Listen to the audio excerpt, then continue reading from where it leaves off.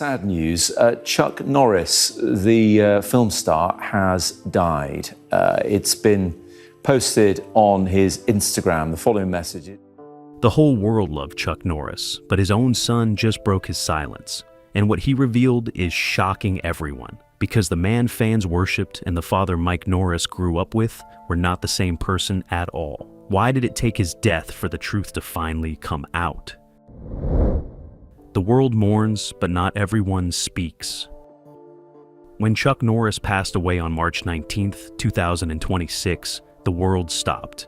Fans who had grown up watching him kick his way through every obstacle, every villain, every impossible situation that Hollywood could throw at him, suddenly had to face something that felt almost contradictory.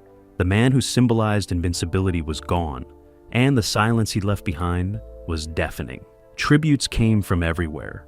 Politicians, athletes, fellow actors, martial arts legends, military veterans, people from every corner of public life stepped forward to share their memories, their gratitude, their grief. Social media filled up within hours, thread after thread of fans recalling the films that had shaped them, the quotes that had stuck with them, the image of a man who had stood for something solid and unshakable in a world that often felt like neither. The tributes were loud and they were many, and they painted a picture of a man universally loved, universally respected, a legend who had somehow managed to mean something real to millions of people across generations and across the world, which is not something that happens easily or often, and which speaks to the particular kind of power that Chuck Norris carried throughout his life. Yet, in the middle of all that noise, something was missing. Someone was missing. One voice that the world expected to hear above almost any other was nowhere to be found in those first raw hours after the news broke. Mike Norris, Chuck's own son, said nothing, and the silence coming from that direction felt different from the silence of strangers or distant admirers who simply had not yet found the words. This was his father. This was the man who raised him, who shaped him, whose name he carried and whose shadow had followed him through his entire life. The world was pouring out its heart, and Mike Norris was nowhere in that conversation, which left people with a feeling they could not quite name, but could not quite shake either. Some assumed he was simply grieving privately, that the silence was the silence of a son too broken to speak, too deep in his own loss to face the public machinery of tribute and remembrance, and perhaps that was part of it. Perhaps grief was genuinely at the center of his quiet. Yet grief alone rarely explains a silence that completes, a withdrawal that total, from a man whose father had just become the subject of the biggest conversation in the world, which made people wonder whether what Mike Norris was sitting with went beyond grief alone. Thus, why didn't Chuck's own son speak? What was he waiting for? Silence shattered. Nobody could have predicted the moment Mike Norris finally chose to speak, or what he would say when he did. And perhaps that unpredictability was part of what made the interview land as hard as it did when it finally surfaced. Because nothing about his tone or his manner matched what people were expecting from a grieving son paying tribute to a legendary father. He looked tired, in the way that people look tired not from lack of sleep, but from carrying something heavy for a very long time. The kind of exhaustion that settles into a person's face and posture and way of speaking in ways that rest alone cannot fix. And from the very first moments of the interview, it was clear that whatever Mike Norris had come to say, it was not going to be a simple celebration of his father's life and legacy. His voice carried a tension that was impossible to miss, a tightness in the way he formed his words, a careful deliberateness that suggested someone who had thought very hard about how much to reveal, and had arrived at the interview still not entirely sure he was making the right decision, which made every sentence feel weighted in a way that kept the audience completely locked in. There was emotion there, clearly real and unperformed emotion, that surfaced in unexpected moments and then got pulled back under control just as quickly. The way it does with people who have learned, through long practice, to keep feeling from overrunning function. And that pattern itself told a story about the kind of household Mike Norris had grown up in. The kind of discipline that had been expected of him from the very beginning. The bitterness was subtler, harder to name precisely, but it was there underneath everything. In the particular way he chose certain words over others. In the moments where a smile almost appeared and then didn't. In the pauses where a more straightforward tribute would have filled the space with warmth. And instead, something more complicated moved across his face. He hinted, without stating directly that the story of Chuck Norris the father was not the same story as Chuck Norris the legend, that the image fans had built up over decades of films and interviews and carefully managed public appearances was a partial picture at best, that the full picture was more complicated, more human, and in some ways more difficult to sit with than the myth had ever been. Life with his father, he suggested quietly, was never quite as simple as the world had been led to believe. Behind the hero, image Chuck Norris was one of the most carefully constructed public images in the history of American entertainment, not constructed in a dishonest way, not built on outright falsehood, but shaped and maintained with a consistency and discipline that very few public figures ever achieve. An image of toughness and principle and quiet, unshakable strength that became so associated with the man himself that most people stopped seeing the distinction between the persona and the person entirely. To the world, Chuck Norris was the ideal, the martial arts champion who had clawed his way up from nothing, who had turned discipline into a lifestyle and a philosophy, who carried himself with a calm certainty that made people believe that some human beings really could be exactly what they appeared to be, with no gap between the surface and what lay underneath, no contradiction hiding behind the confident exterior.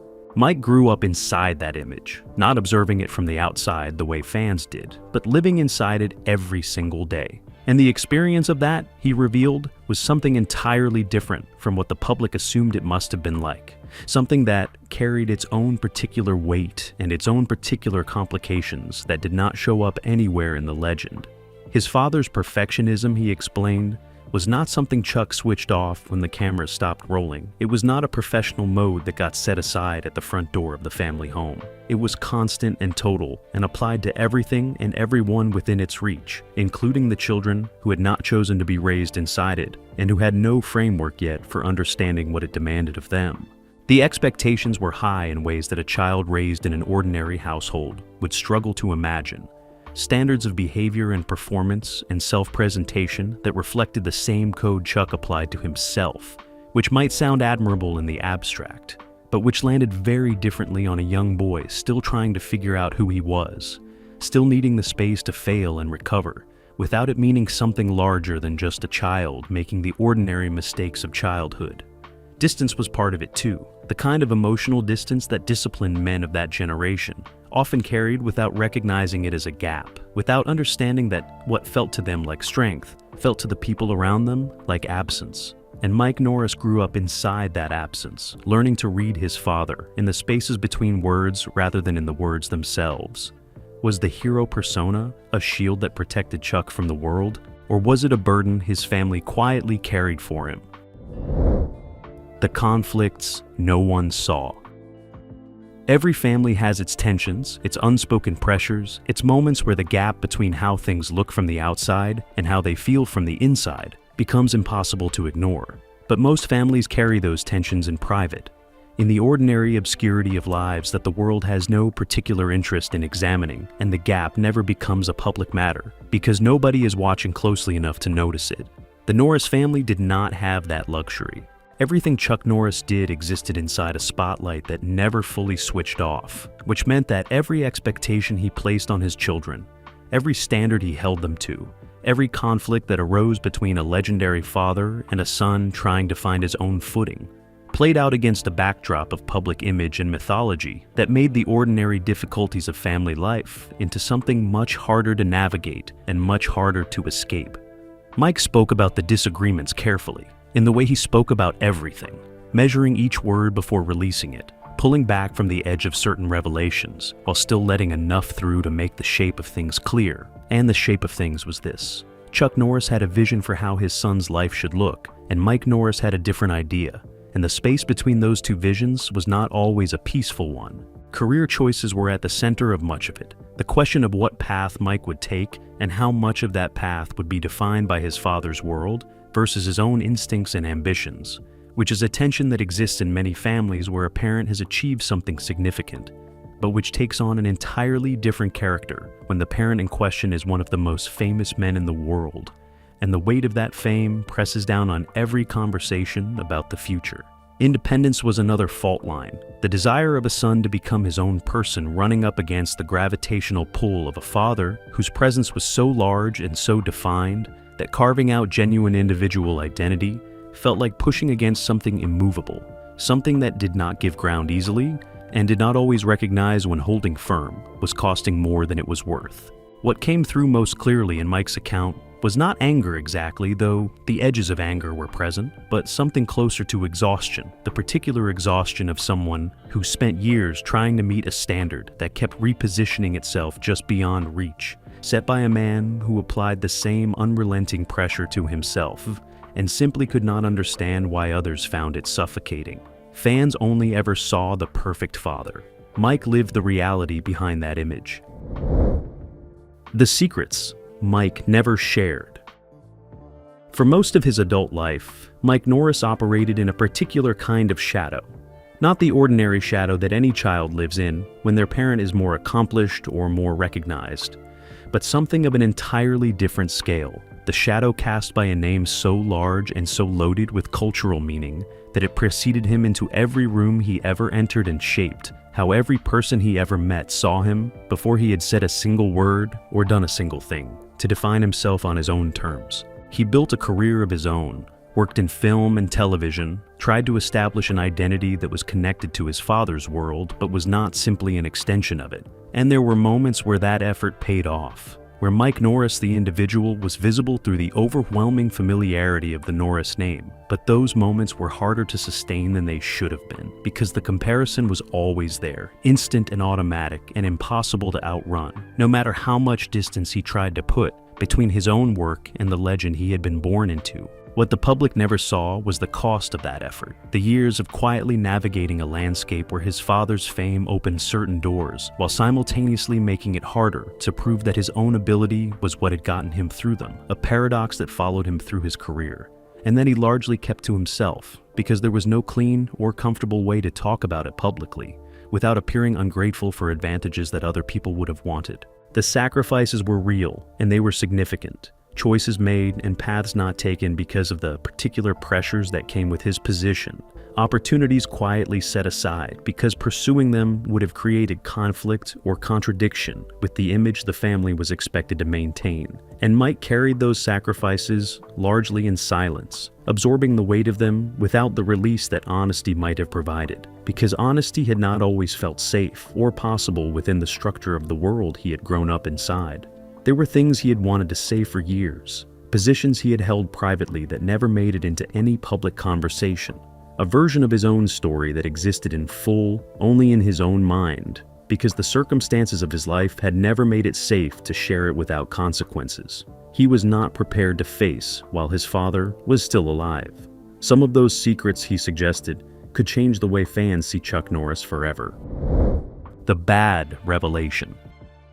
Every interview has a moment where something shifts, where the conversation crosses from general reflection into territory that feels genuinely uncomfortable, where the person speaking seems to become aware that they are moving past a line they cannot come back from once they have crossed it. The audience feels that awareness too, feels the temperature of the room change even through a screen, even through the distance of editing and production, and all the layers that sit between a recorded conversation and the person watching it later. Mike Norris reached that moment in his interview, and when he did, the energy of everything around him seemed to change in a way that was difficult to describe, but impossible to miss. A subtle shift in his posture, a different quality in the pauses between his words, the sense of a man arriving at something he had been building toward for the entire conversation, without quite admitting to himself or anyone else that this was where he was always heading. He did not make a clean, direct accusation. That was not his style and had not been his style at any point in the interview. Everything he revealed came wrapped in the careful language of suggestion and implication that left the audience to draw their own conclusions, while still making those conclusions feel almost inevitable. And what he was suggesting now was something that went beyond complicated family dynamics or the pressures of growing up in a famous household. There were decisions, he indicated, choices that Chuck Norris had made at certain points in his life that the public had never been made aware of, decisions that existed in a category separate from the ordinary human imperfections that everyone carries, things that had affected people around him in ways that went unacknowledged and unaddressed because the machinery of Chuck's public image was too powerful and too carefully maintained to allow that kind of acknowledgement to surface. He did not specify what those decisions were, not fully, not in the direct way that would have made the revelation clean and unambiguous. And that incompleteness was both frustrating and deliberate, the kind of strategic vagueness that protects the speaker while still delivering enough of the truth to make the audience understand that something real is being pointed at, something that sits beneath the surface of the official story in a way that changes the texture of everything above it. The audience was left sitting with a question that had no clean answer, staring at a version of Chuck Norris that did not match the one they had carried in their minds for decades, wondering how much of what they thought they knew had always been a carefully managed version of a much more complicated reality. Was Chuck Norris as perfect as the world believed? The answer, it seemed, was more complicated than anyone had prepared themselves for. Hollywood pressures. Hollywood has a way of consuming the people who succeed inside it, not all at once, not in ways that are immediately visible, but gradually through the slow accumulation of demands and compromises and image management decisions that pile up over years until the person at the center of it all has given so much of themselves to the machine that what remains in private is sometimes barely recognizable as the same person the public sees on screen. And Chuck Norris, for all his discipline and all his self-possession, was not immune to that process. Mike spoke about the pressures of his father's fame with the particular clarity of someone who had watched those pressures operate from the inside, not as a participant in the Hollywood system himself in the same way his father was, but as a member of the household that existed in the orbit of that system, subject to its demands without having chosen them, shaped by its requirements without having agreed to be, which is a very specific kind of experience that leaves a very specific kind of mark on a person. The expectations around public image were constant, and they were detailed, extending far beyond what Chuck himself said or did in front of cameras, and into the behavior and presentation of everyone around him, because a legend of Chuck Norris's magnitude does not exist in isolation. The image radiates outward and encompasses the people closest to him, whether those people want to be encompassed or not. And the Norris family learned early that certain standards applied to them simply by virtue of who their father was. Missed birthdays were part of it, the ordinary milestones of family life that got displaced by filming schedules and promotional commitments and the endless demands of a career operating at that level. Absences that accumulated over years into something that felt less like individual sacrifices and more like a pattern, a recurring demonstration of where the priorities actually sat when everything was stripped back and the real choices became visible. Strict rules governed the household in ways that reflected Chuck's martial arts philosophy as much as any conventional parenting instinct, a code of discipline and conduct that left very little room for the ordinary looseness of childhood, for the mistakes and the messiness and the gradual stumbling process of becoming a person that most children are allowed to move through, without it being framed as a failure of character or a falling short of an expected standard. The maintenance of public image required sacrifices from everyone in the family, not just Chuck, and those sacrifices were rarely acknowledged as such, rarely named for what they were, because within the logic of that world, they were simply the price of the life they were living, expected and absorbed without complaint and without credit. Some of those sacrifices, Mike suggested, left marks that never fully healed. The legacy. Question. Legacy is a complicated thing to inherit, particularly when the legacy in question belongs to someone who was mythologized within their own lifetime. Elevated so far above ordinary human scale that the gap between the myth and the man became not just large, but almost unbridgeable, a gap that the people closest to him could see clearly while the rest of the world remained entirely unaware that it existed at all, because from the outside, the myth was so complete and so compelling that there seemed to be no room inside it for anything more complicated. Mike Norris sat with that complication in a way that was visible throughout the interview. The tension between a son's genuine love and admiration for his father and the more difficult knowledge that comes from having known the man behind the myth, having seen the version of Chuck Norris that never appeared in any film or interview or carefully managed public appearance. The version that existed in the private spaces of family life, where the performance could not be sustained indefinitely, and the real person inevitably showed through. He spoke about his father's legacy with a balance that clearly cost him something to maintain, acknowledging the genuine greatness, the discipline, and the achievement, and the real courage it had taken to build what Chuck Norris built from the position he had started from, while simultaneously refusing to pretend that the full picture of the man was captured in the version the world had been given, that the legend was the complete story rather than a curated portion of it. The admiration was real. That came through unmistakably. There was no performance of affection in the way Mike talked about his father's actual accomplishments.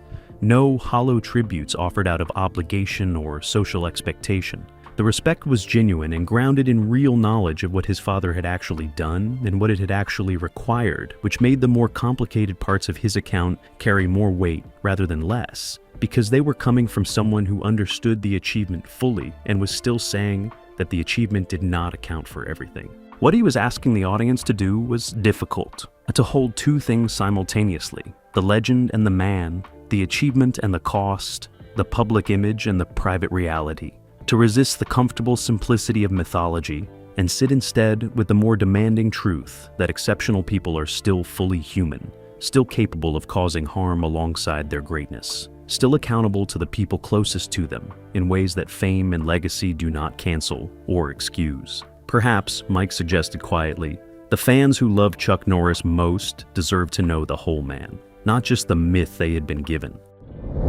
Hit the fallout. Nothing about the response to Mike Norris's interview was quiet or measured or contained. It spread the way things spread in the current media environment, which is to say immediately and in every direction at once, picked up and amplified and debated across platforms and comment sections and group chats and wherever people who cared about Chuck Norris gathered to make sense of something that had genuinely unsettled them, something that did not fit neatly into the story they had been telling themselves about a man they had admired for most of their lives. The headlines came fast and they were not gentle, because gentleness is not what drives engagement in a media landscape built on reaction and outrage, and the particular energy of a story that feels transgressive, that feels like it is crossing a line that ought not to be crossed. And Mike Norris speaking critically about his father in the immediate aftermath of Chuck's death hit that nerve with a precision that sent the coverage into overdrive almost instantly. Fan communities that had spent days mourning together now found themselves divided, some defending Chuck with the intensity of people who felt that something sacred was being desecrated at the worst possible moment, that grief had not yet finished its work, and already the legend was under assault from a source that felt like a betrayal of something fundamental about family loyalty and public decency, and the basic respect owed to the dead. Others responded differently, with a recognition that felt almost like relief, as though something they had quietly sensed for years but had no framework for had finally been named. A permission to see Chuck Norris as fully human, granted by the one person whose authority to grant it could not be questioned. And for those people, the interview did not feel like a desecration, but like a completion, the missing piece of a picture that had always been slightly too perfect to feel entirely real. The debate about whether Mike had gone too far was itself a kind of answer to the question it was asking, because the intensity of the reaction on both sides revealed how much was at stake in the way people related to Chuck Norris, how deeply the myth had embedded itself, how much emotional investment existed in keeping it intact, and how threatening it felt to have someone from inside the family suggest that the intact version was not the whole truth. Media outlets that had spent days running tributes pivoted to analysis, to opinion pieces, to the kind of breathless coverage that surrounds any story with the particular combination of celebrity, family drama, and posthumous revelation that guarantees sustained public attention. And the name Chuck Norris, which had been everywhere in grief, was now everywhere again in something more complicated and more contested. Had Mike gone too far? Or had he simply told the truth the world was never supposed to hear? What it all means. When the noise finally settles, when the headlines move on and the comment sections quiet down, and the media finds its next story to chase, what remains is something that cannot be undone. A shift in the way a legend is understood that exists now in the public record permanently, placed there by the one person whose testimony carried enough weight to make it stick. Chuck Norris was genuinely great. That part of the story is not in dispute and was never in dispute. not even by the son who chose to complicate it, because greatness and complexity are not opposites and never have been. They coexist in almost every person who has ever achieved anything significant enough to outlast them. The achievement real, and the Chelovek behind it fully human in all the ways that full humanity implies. What Mike Norris gave the world was not a takedown. It was not a demolition of a legacy built over decades of real work and real sacrifice and real accomplishment. It was something harder to categorize and ultimately more valuable than that, an honest account of what it meant to live inside the myth, rather than simply admire it from the outside. A perspective that only one person in the world was positioned to offer, and that the world is richer for having received. The fans who love Chuck Norris now have a fuller version of him to love. One that includes the shadows alongside the light, the failures alongside the triumphs, the man alongside the legend. And that fuller version, difficult as it is to sit with, is closer to the truth of who he actually was than any carefully managed public image could ever be. We idolize the myth. Mike Norris introduced us to the man,